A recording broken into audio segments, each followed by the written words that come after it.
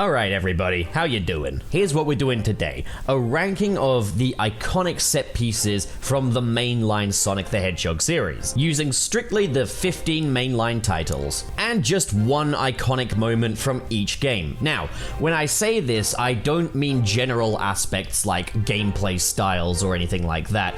I mean just iconic moments. It could be a level, it could be a cutscene, it could be a set piece. These are not necessarily my favorite parts of the games, but defining moments. The first thing I think about when I think about this game. Hello there, I'm Captain America, and I'm here to give you a PSA. Now, if you love your country, you'll want to subscribe to Channel Pup.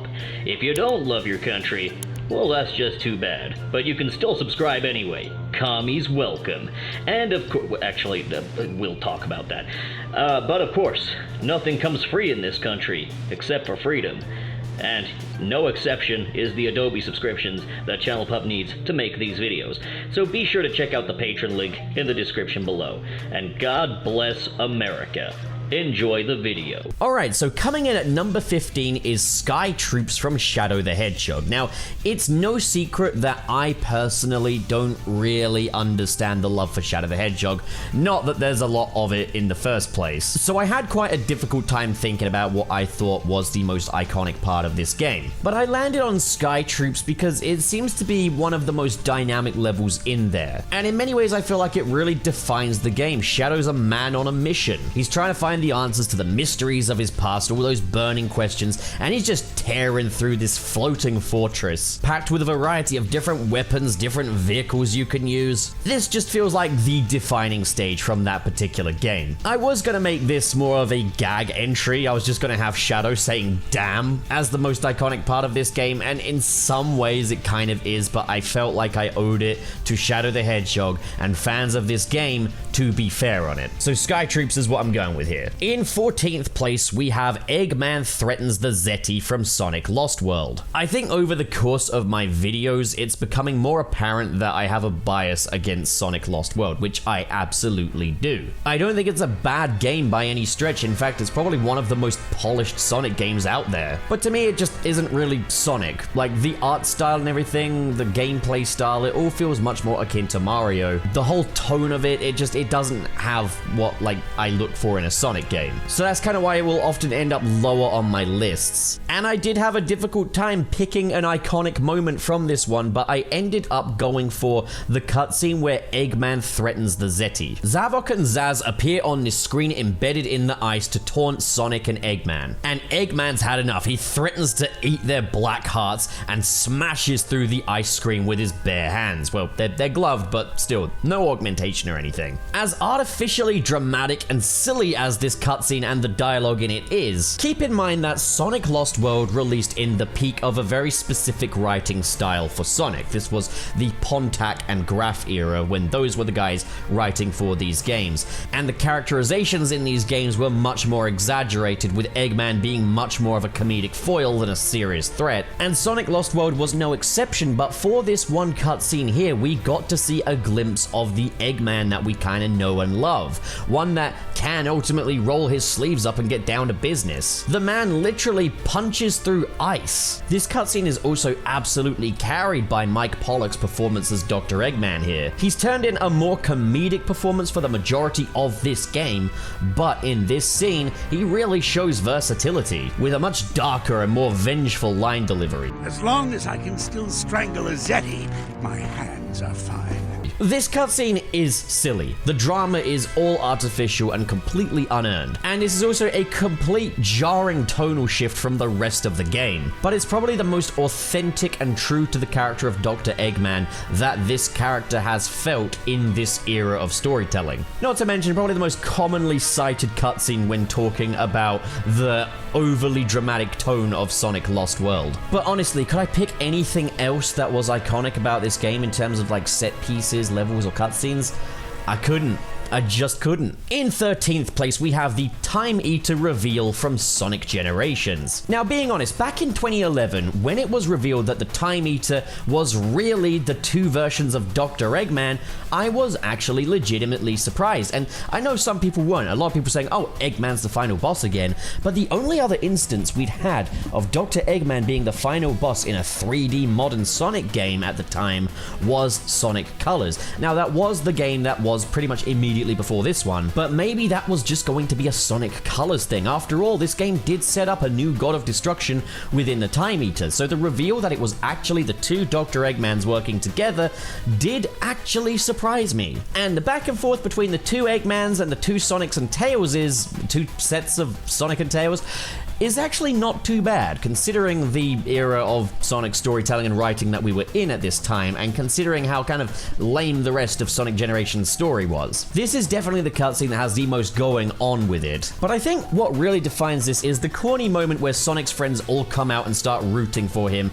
to take down Dr. Eggman and save the world once again. This cutscene represents the culmination of two eras of Sonic coming together. Now, of course, they could have taken it further with, classic counterparts to the other characters surrounding this, but at the same time, this is alright. You've got different characters from Sonic's history all coming out to cheer on the modern and classic Sonic to take down the modern and classic Eggman. It's a really good finale, narratively speaking. And I think this is what the game is all about, two generations of Sonic coming together. So that's why I feel like this cutscene is the defining, most iconic moment of Sonic Generations. Now, it's funny, in spite of Sonic Generations being one of the better Sonic games, I did have quite some trouble picking out an iconic moment for this game. The runner-up would probably have been the mirror scene, or maybe just opening in Green Hill Zone again. But the thing about Sonic Generations is because this is like a culmination of the eras coming together and it basically repeats the same level themes from previous games as its whole shtick, like, it's hard to find a moment in this game that is iconic to Sonic Generations as such. So that's why I went with this. Coming in at number 12, we have the Casino Night Zone from Sonic the Hedgehog 2. Compared to Sonic 1, Sonic 2 made a lot more of Sonic's pinball physics. There were a lot more opportunities to slide and bounce around, and Casino Night Zone was kind of the pinnacle of that. We had pinball elements in Sonic 1, particularly in, say, Spring Yard Zone with the different bumpers and springs, but in this stage, we suddenly had the little flippers, slot machine gimmicks. It really kind of redefined just how far they could go with Sonic as a pinball physics-based platformer. In many ways, making Casino Night Zone one of the defining stages for the classic Sonic. Not only that though, but Sonic 2 brought an energy to its level theming that Sonic 1 just didn't have. The closest comparison I could come up with would be, again, Spring Yard Zone. Spring Yard Zone is like Sonic 1's proto-Casino Night Zone, where it's really more of a sleepy city and you're on the outskirts of that, whereas here it's like you're in the thick of Las Vegas. You've got a toe-tapping jazz track playing, city lights in the distance. It feels like a celebration of Sonic's progress. Obviously, Sega seems to disagree with me and thinks that, Chemical Plant Zone is the most iconic zone in Sonic 2, and I guess fair enough, because that was, it's the second stage in, and there was so much speed and momentum in that stage, a lot of energy to it, which say, get into the second stage of Sonic 1, you got Marble Zone, which is a lot of slow-paced platforming. In many ways, Chemical Plant is the zone where Sonic 2 became Sonic 2,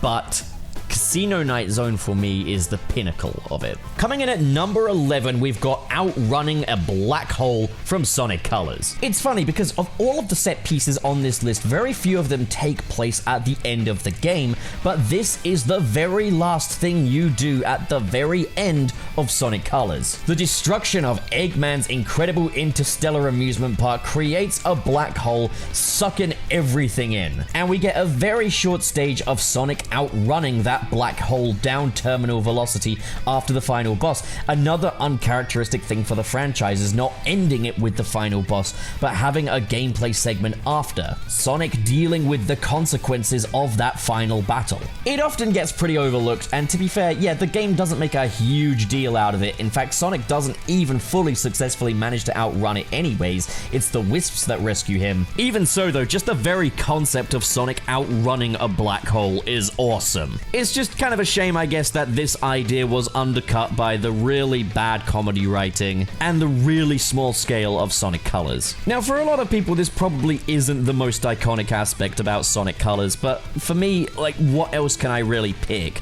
Like, you could say the amusement park itself, but that's the entire backdrop. That's like saying the entire game is iconic, which, to be fair, to some extent, yeah, it is. I don't know, if not this, then maybe Reach for the Stars, but I haven't actually included particular music tracks on here because I feel like that's a list of its own. In 10th place is Crisis City from Sonic the Hedgehog 2006. Sonic and his pals get sent to a future where Eggman has won. The flames of disaster have been unleashed. This shows us the consequences of if we fail in this game. Essentially an evolution of Sonic CD's good and bad future. And boy, did they ever go hard with this. This place is in absolute ruins. As Sonic says, the whole city's on fire. It is completely uninhabitable. Not only that, but this stage is full of cinematic moments and camera framing. To the point where, yes, it actually detriments gameplay because, I mean, the camera angles in Sonic 06 are famously uncooperative, and Crisis City in many ways is not really much of an exception. Also, the music goes so hard. Just seeing Sonic tearing through this destroyed, flaming inferno of a city, fighting off demons and different Iblis goons and all that, that's just awesome. For all its faults, this was a seriously cool set piece. Coming in at number 9 is Final Fortress from Sonic Heroes. This would definitely be for Sonic's story as well, as seeing Sonic and his pals just doing an all-out assault on Eggman's base in the sky. This is war. These three characters are working together in perfect synergy high above the sky. It's a really cool climactic sequence, and it comes at the very end of Sonic's story as well. It almost feels like a playable version of the Sonic Unleashed opening cutscene if the gameplay were completely jank, and if Marza Animation Planet just had a budget of like $2 to render it with. But the spectacle is on full display here. This stuff here, hell yeah, this is freaking cool. In 8th place is the escape from Null Space in Sonic Forces. Now, to be honest, it was a bit of a toss-up between this and Sunset Heights for like the most iconic moment in Sonic Forces for me. But the reason I didn't choose Sunset Heights is because ultimately it amounts to a lesser version of Crisis City effectively. Now, I like all the Death Egg robots and that stomping around in the background. I think, you know, it is kind of the defining image for this game, but this was still the defining moment. For one, you've got Sonic and your avatar pal outrunning Null Space itself, outrunning nothingness. Now, okay, the execution of that in the game was so underwhelming, but in a vacuum, you gotta admit that's pretty cool. And they escape to the Metropolis, where the war is in full rage. You can see battleships shooting down bullets, and you're just tearing through Eggman's forces. All while the guitar solo from the main theme Fist Bump plays. Oh man, that's just awesome. It also helps that the level design in this stage is quite a bit more interactive than the rest of the level design in the game. You're playing as two characters at once, you're waging war. A lot of the appeal from the Sonic Heroes Final Fortress stage is here and present, but here it's with the main theme playing, with much higher stakes and some really pretty visuals. This stage represents a turning point in Sonic Forces, a point where Sonic and his pals are finally on the verge of winning, when the possibility of Eggman being defeated is finally in sight. This is the point where Sonic and your avatar prove that they are unstoppable. If I hadn't already played the rest of Sonic Forces, if someone had just shown me the Null Space stage, I would think this has got to be like the best Sonic game ever. And that's why it's the defining moment in Sonic Forces for me. In 7th place is the Metal Sonic race in Stardust Speedway in Sonic CD. Now, this was probably a bit of a no-brainer. There were a lot of elements of Sonic CD that had such staying power because they were so iconic, one of which being Metal Sonic himself, the other of which being Amy Rose, the Little Planet. There's a lot here. But before this race here, you only get little tiny encounters with Metal Sonic in cutscenes, as well as little holograms that you have to destroy. And this race is the culmination of all of that. There's a good sense of build-up and anticipation for the point where you finally get to confront Metal Sonic.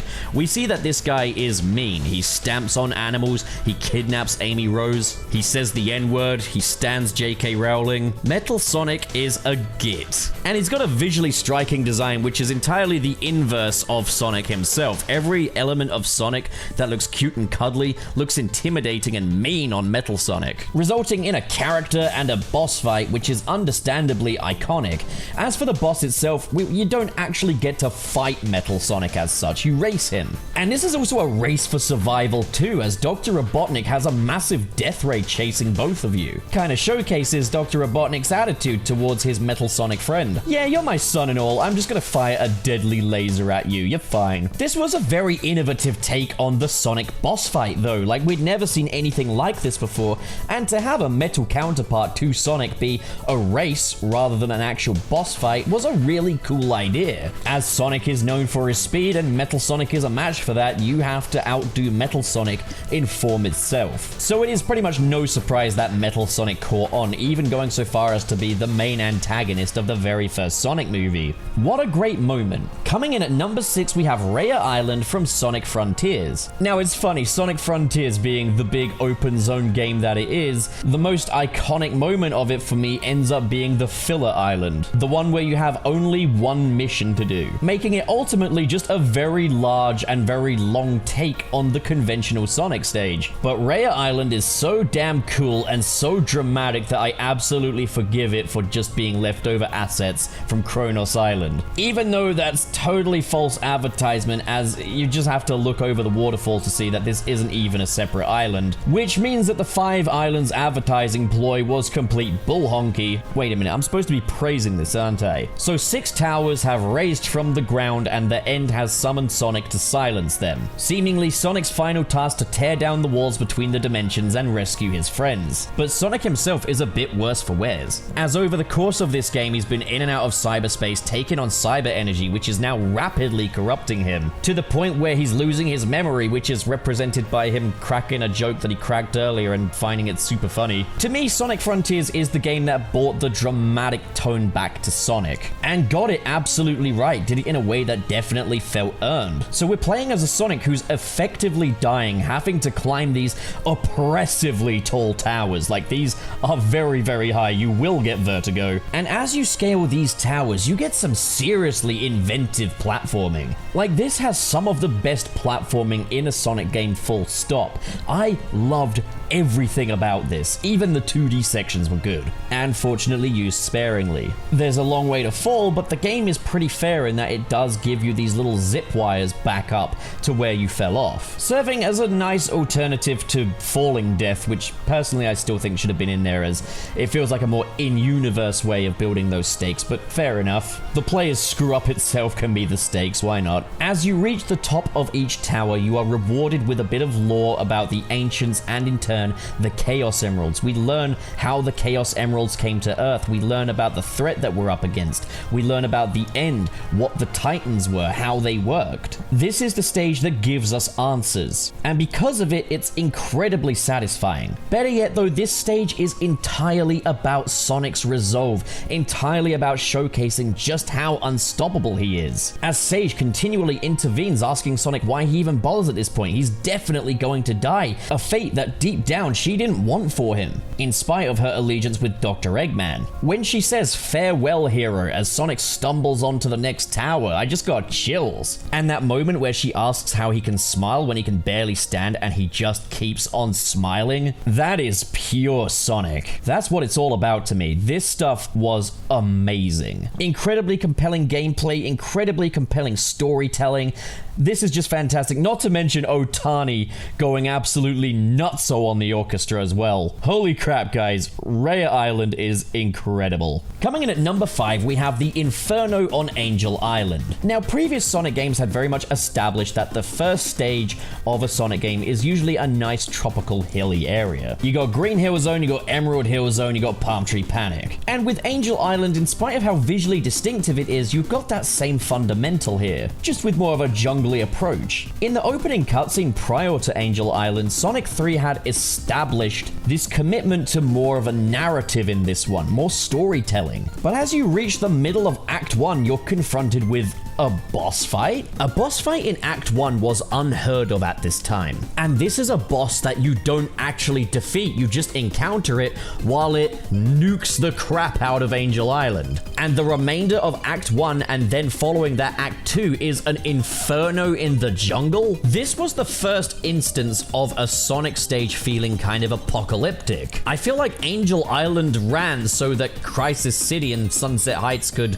also run. Just kind of stumbling over their feet a little bit along the way. And then of course you do get to fight that same boss at the end of Act 1. But what this asserted is that Sonic 3 means business. Sonic 3 is upping the ante. Sonic 3 is gonna tell you a story, and this is a point where we really see Dr. Robotnik as a threat. In previous games, we've seen Dr. Robotnik as a very industrial force. He builds scrap brains, he builds metropolises, metropoli, I don't know.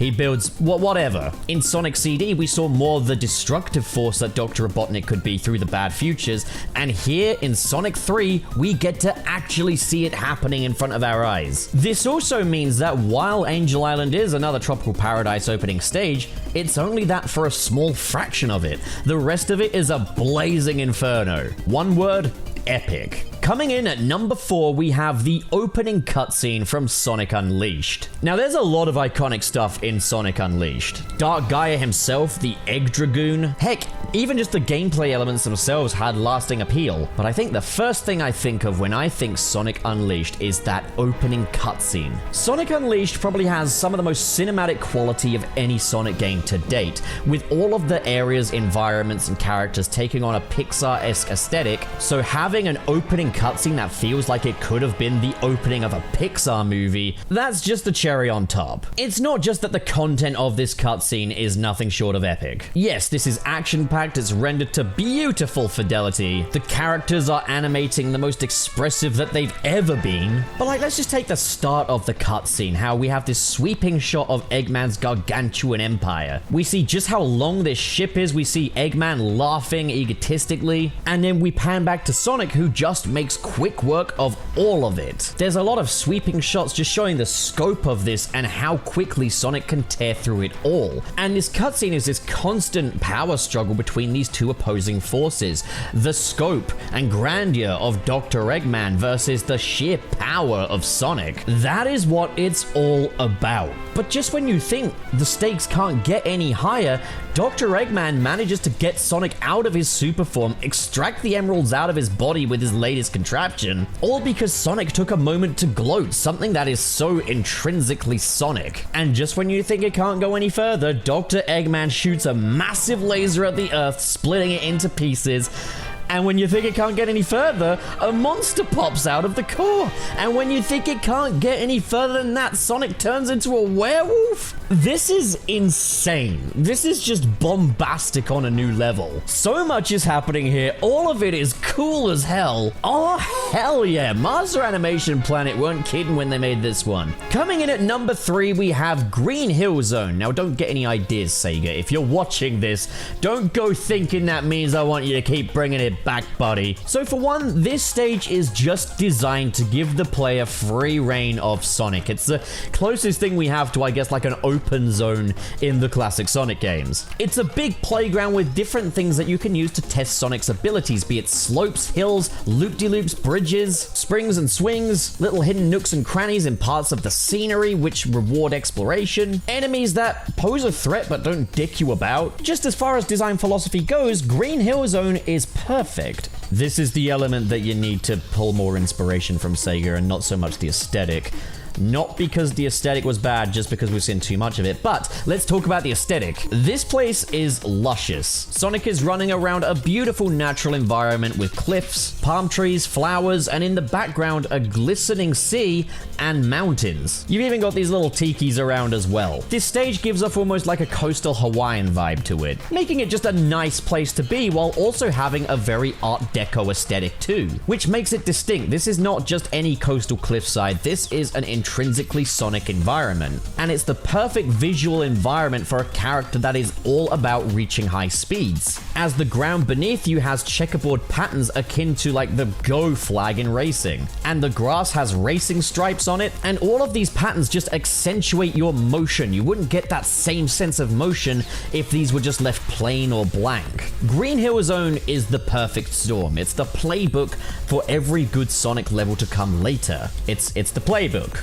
That doesn't mean you completely reuse the entire thing constantly. Green Hill Zone is a perfect storm. There's just not more I can really say about it than that. Coming in at number 2 is the Orca Whale Chase from Sonic Adventure. Sonic Adventure's opening stage, Emerald Coast, is another lush seaside environment. Typical for an opening Sonic level, and as the first 3D Sonic, truly 3D, the first good 3D Sonic game, it definitely made sense for them to pull from that archetype. And there's a nice sense of openness to this stage. You've got space to run around and enjoy yourself. There are enemies, but there's no major threat there, until you're running along a jetty and an orca whale decides it wants to have you for dinner. Now, you don't fight the orca, you run from it. Why? Because it's probably just natural orca instincts telling it to chase after you. This set piece does 3 things. It tests the player's reaction time as you have to react to tight turns. It establishes that there are some natural dangers in this world, and it serves as a piece of world building for it. And it feeds directly into the more cinematic aspects of Sonic,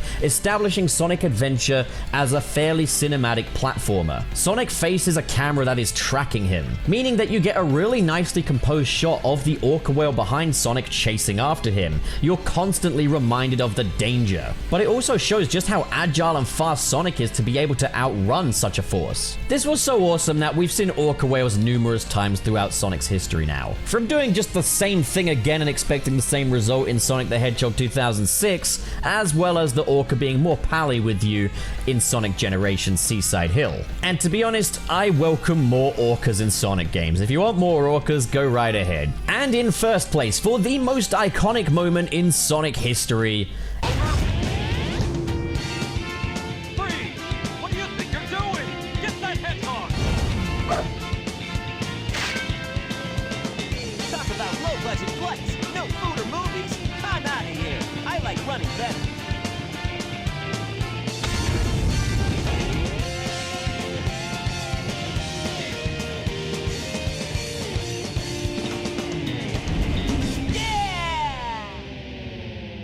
is City Escape from Sonic Adventure 2. Now, this should have been a more difficult choice, to be honest, because Sonic Adventure 2 is chock full of iconic moments. Climbing the rocket in Metal Harbor, escaping the forest as it's about to explode, fighting against Shadow, the space colony arc. This game is just full of iconography, making it a cult classic. But there's probably no contest. The most iconic moment of Sonic Adventure 2 is City Escape. This was the moment that completely redefined Sonic. For starters, Sonic is not fighting against Dr. Eggman or some deadly deity or anything like that. He's been captured by the military, establishing that this time Sonic is on the run from the law, which is a pretty unconventional conflict for Sonic. But we see Sonic burst out of that helicopter, snowboard in hand, diving down to the city below to outrun them. And nothing can prepare you for just how early 2000s this entire romp here is. You're not in a luscious green natural environment, you're in San Francisco, snowboarding down the hilly streets as though they are mountains. And this stage is pretty much entirely downhill, giving you a taste of Sonic's top speed at the very get-go. But knowing that you're running from the law compels you to only go faster. But also, there's just so much going through your head as you play this stage. Like, why is Sonic running from the law? What did he do? Or what do the military want with him? All while you're having so much fun in a really cool representation of San Francisco, which is full of billboard Easter eggs to previous Sonic games, or just the one you're currently playing. You're fighting against unfamiliar enemies as you're fighting government drones, and in a key antagonist, GUN is introduced by a giant truck that tears through the entire city that you have to run from. Very much like the Orca whale chase from Sonic Adventure, but redefined, serving much more of a narrative purpose. And all of this is going on. All of this while one of the most catchy songs you've ever heard in your entire life plays, Escape from the City.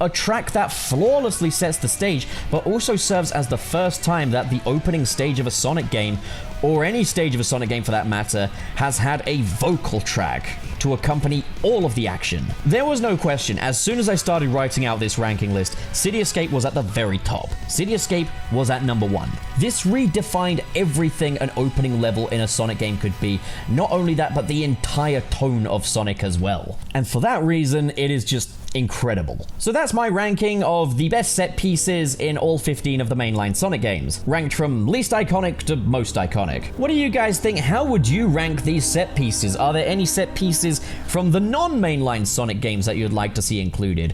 The floor is all yours in the comments below, and I'd love to hear what you guys have to say. Now, there is something I do want to address, and this is based on feedback I've had to previous reactions. People often say things like, where is Sonic and the Black Knight? Where is Sonic and the Secret Rings? When I say mainline Sonic games, I really do just mean the mainline ones, the ones that constantly get referenced in continuity, ones that factored into Sonic Generations. And while, yes, Sonic and the Black Knight and Secret Rings did get little mentions in, say, Sonic Generations, they didn't factor in from like a gameplay standpoint, and it's considered part of a spin-off series, part of the storybook series. However, I will say this, I am a little inconsistent because I don't necessarily follow that rule religiously, because some consider Sonic 4 to not be mainline, to be its own little offshoot saga. There have been times when I think I've included Sonic Boom Rise of Lyric on mainline Sonic games lists, so I don't follow it religiously, but just remember, it's not that serious. This is just a piece of YouTube content that you're watching, which is some schmuck who's currently sat on an airbed in his friend's apartment. I'm no authority on this, and if you guys see my list and see like a little gap where you could add like a storybook game or a spin-off or something, guys, maybe make that your very first YouTube video. Like, why not? You know, there's room for plenty of opinions here. There's no copying in this community, so long as the opinions are all your own and you stay authentic to yourself. So that's just a little bit of me soapboxing here, guys. And for everyone else, stay frosty. Jesus, I never know how to end these things. Where's this freaking off button? Stop recording! I say, you've made it to the end of the video! Congrats. No, but seriously, thanks a bunch for watching. And just now, I'll be extending a special thanks to the patrons in the $10 tier, who are Adam Myers, Ken K, Legendary Ray Ray, Mr. SP, Sergio, That Jordo, and Where's Arnold? What an amazing and generous bunch of people. Thank you guys so much for your support. And if you want to join the ranks of these amazing people right here, the link to my Patreon is in the description below. Guys, these are not the easiest times in the world financially, so every little bit you folks are donating is doing wonders. I really would love to be able to do YouTube as a proper fully fledged career someday. It might just be a pipe dream, but maybe you guys can prove some people wrong. But of course, if donations aren't your thing, then, well, it means plenty to me that you just hit that cute little subscribe button over there. I didn't mean hit that way. Well, that's me done for the day. Thanks a whole bunch for your support, and have a fantastic day. I'm gonna see you so soon.